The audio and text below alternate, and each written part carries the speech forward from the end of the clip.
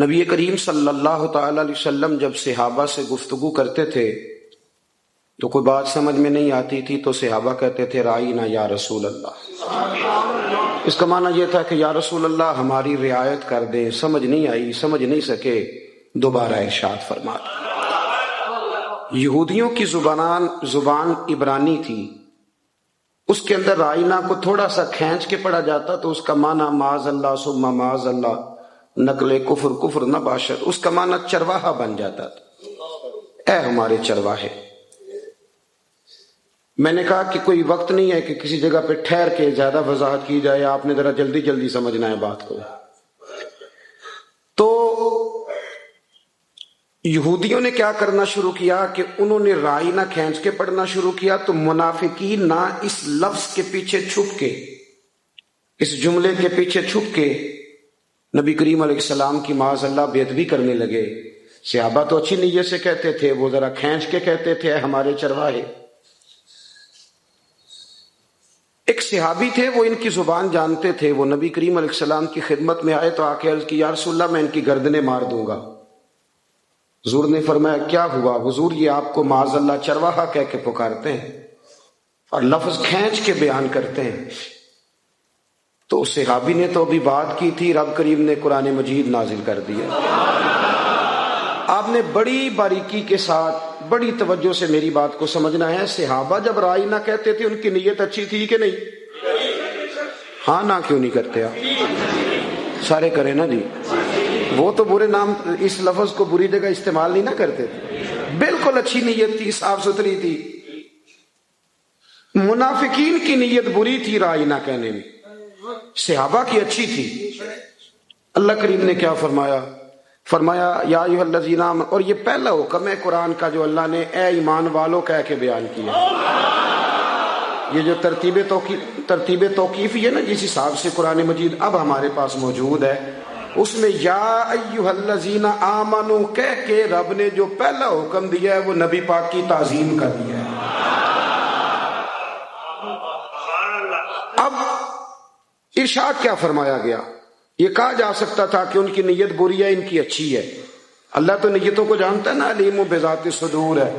پر رب کریم نے فرمایا یا ایھا الذین آمنوا لا تقولوا رائینا، اے ایمان والو جس لفظ کے پیچھے چھپ کے کوئی میرے نبی کی بے ادبی کرتا ہے نا، تم وہ لفظ ہی کہنا چھوڑ دو۔ تو یا اللہ کیا کہیں؟ فرمایا وَقَهُ وَقُولُ انظُرْنَا، یا رسول اللہ ایک نظر کرم فرما دیں، تم یہ کہنا ہی چھوڑ دو رائینا، یہ لفظ کہنا۔ پتہ ہے اعلیٰ حضرت فاضل بریلوی کا مزاج کیا ہے حضور کے بارے میں؟ اعلیٰ حضرت فرماتے ہیں کہ جس لفظ سے بے ادبی ہوتی ہو نا، جس جملے سے بے ادبی ہوتی ہو، وہ حضور کی بارگاہ میں نہیں کہنا۔ اور اگلی بات سنو، اعلیٰ حضرت اسی آیت کے تحت فرماتے ہیں کہ جس جملے سے شک بھی پڑتا ہو نا، کوئی نہیں سمجھ آئی آپ کو میری بات، یعنی شبہ بھی ہوتا ہو نا کہ بے ادبی ہو سکتی ہے۔ نبی کریم نے بکریاں چرائی ہیں اور حضور کو چرواہا کہنا جائز نہیں۔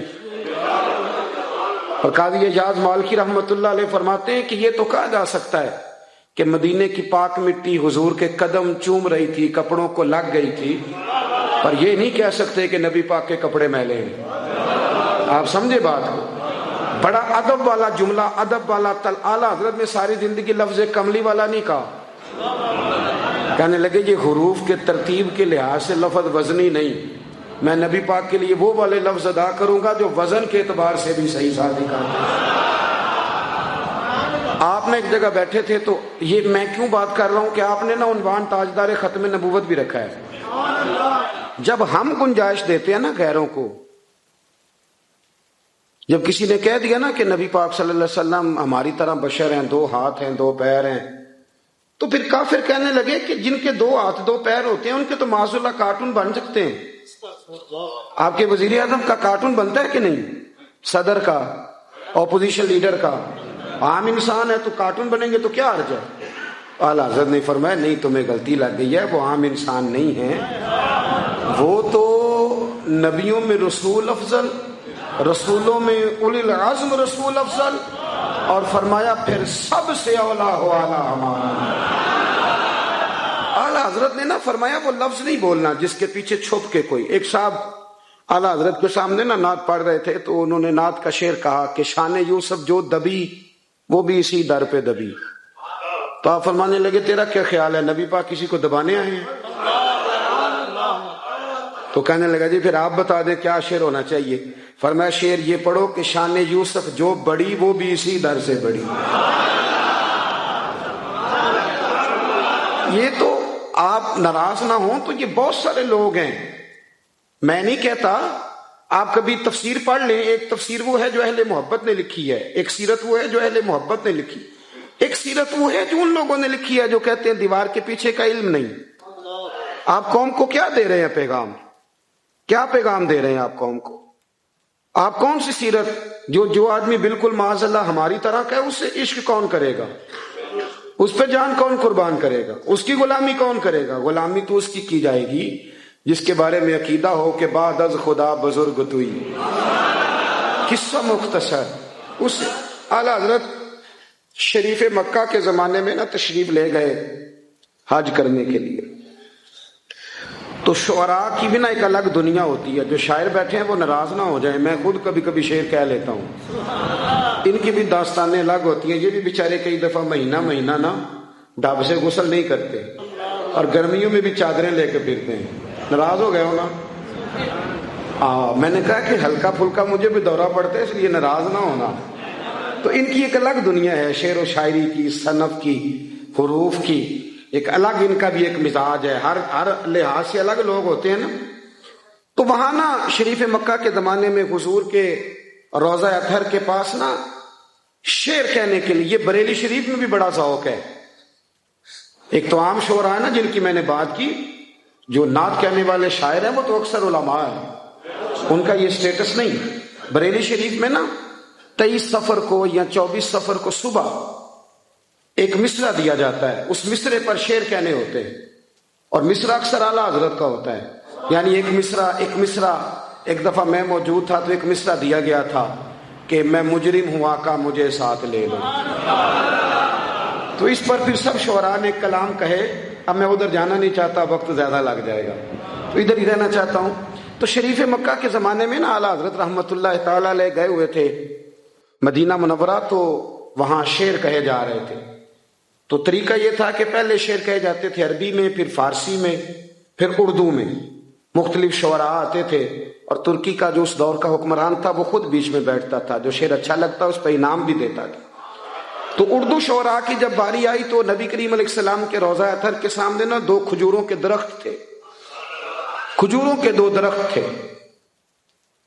تو اب شعر کہنا ہے. اس نے کہا جی یہ اس کو ذرا نا شاعری کی صنف میں بیان کرو، تخیل بیان کرو. تو بہت سارے شعراء نے شعر کہے. تو جو شعر سب سے زیادہ پسند کیا گیا وہ شعر یہ تھا کہ یوں ہے درخت حضرت والا کے سامنے کہ مجنو کھڑا ہے خیمہ لیلا کے سامنے. یہ شعر کہے گئے. 2 پرانی تصویریں دیکھیں گے تو آپ کو مل جائیں گے 2 کھجور کے درخت گنبد کے سامنے. تو وہ بہت بڑا شاعر تھا، اس کو انعام دیا گیا. تو اعلیٰ حضرت چپ کر کے بیٹھے تھے پیچھے. جڑے محرم راز حقیقت دے اور راز حقیقت کھول دے نہیں. اے جنہ ویکھیا نہیں او کرن گلاں، جنہ ویکھ لیا او تے بول دے. ایک بندے نے نا اعلیٰ حضرت کو چھیڑ کے کہا کہ آپ نے نہ ہاں کی نہ کی. فرمانے لگے شعر ہی کوئی نہیں تو ہاں نہ کیا کریں. یہ تو بات ہے کردے والی. اب شاعر کو آپ شعر کو غلط کہنے اسے تکلیف ہوتی ہے.